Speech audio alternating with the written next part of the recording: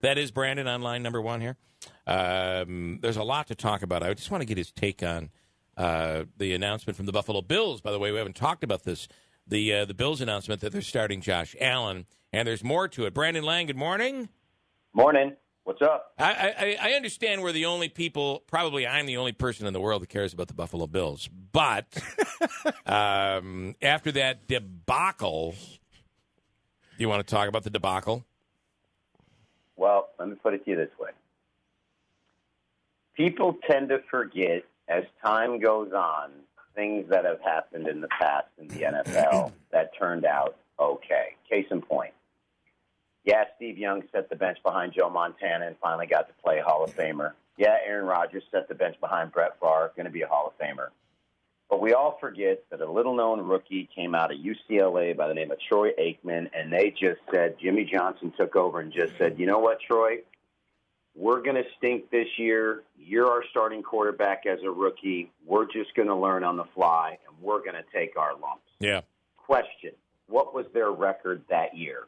Oh, gosh, they were probably 4-12.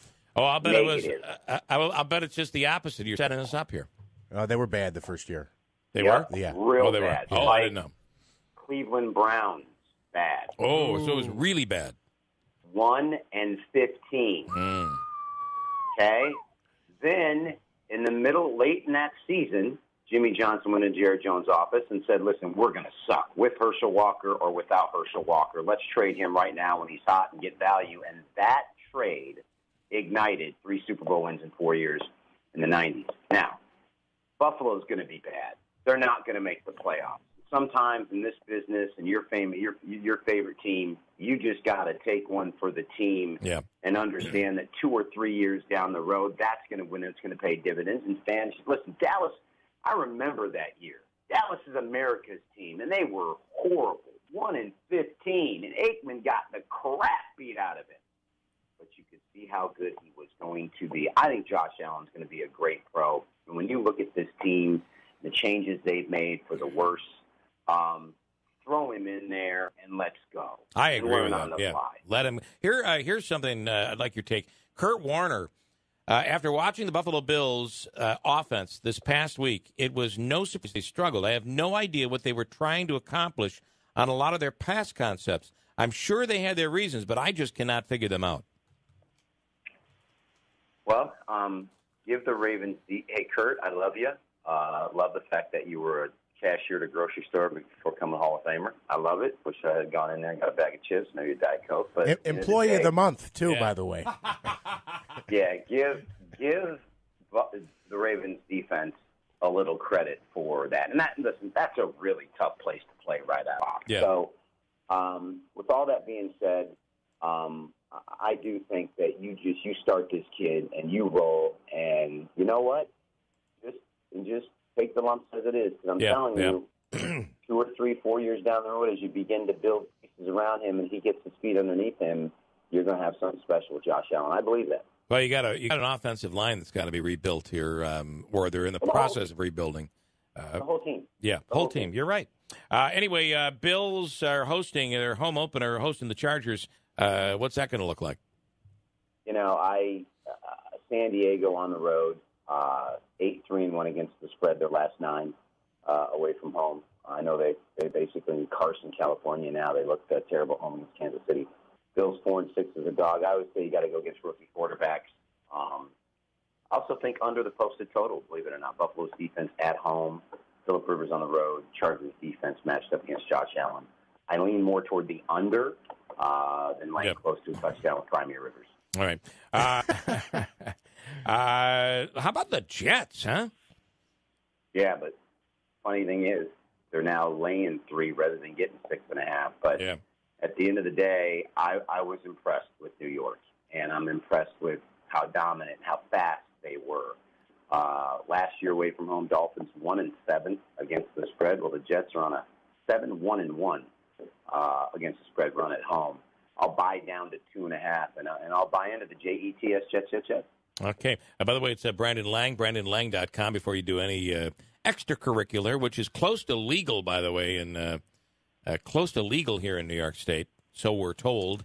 and we might be seeing it out of the Oneida Nation, the Turning Stone, before long. Before you do anything, go to his website, BrandonLang.com. A couple others I'm going to throw at you.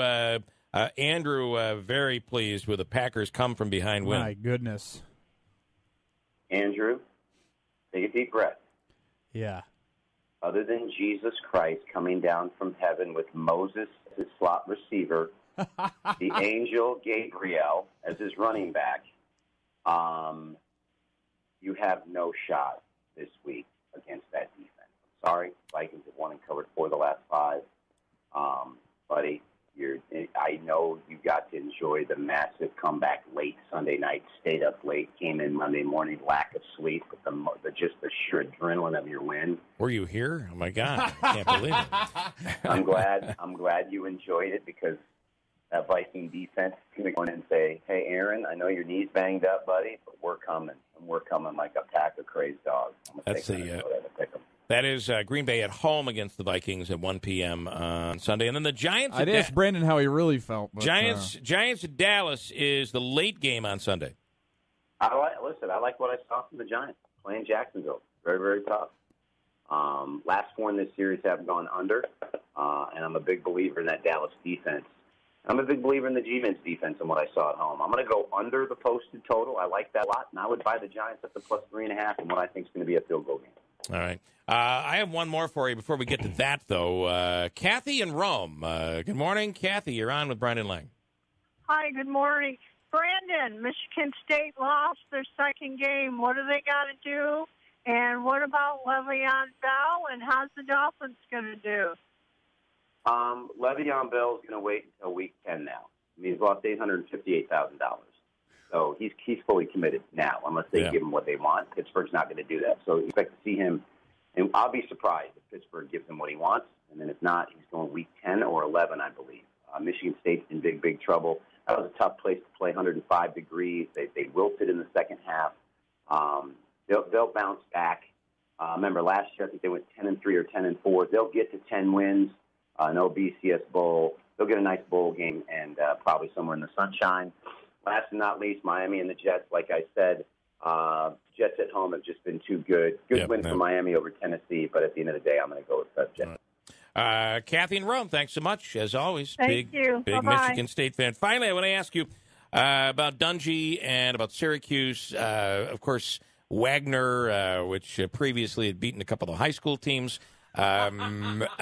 Syracuse with the big win they should have had, but now it's Florida State. They're 3.5-point underdogs, I believe, right now. What do you think?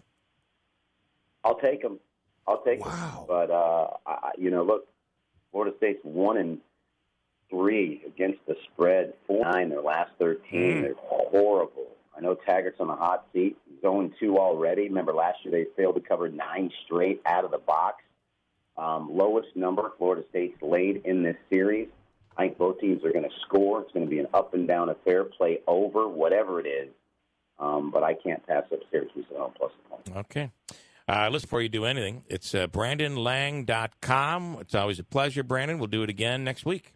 Thanks, Jay. All right, man. Thanks. Of course, Brandon from the movie Two for the Money. That movie was actually made about him, played by Matthew McConaughey, featuring cool. Al Pacino. And in my movie, I have a guy named Andrew who finishes all my sentences when I can't think of it. So, thank you for that, Andrew.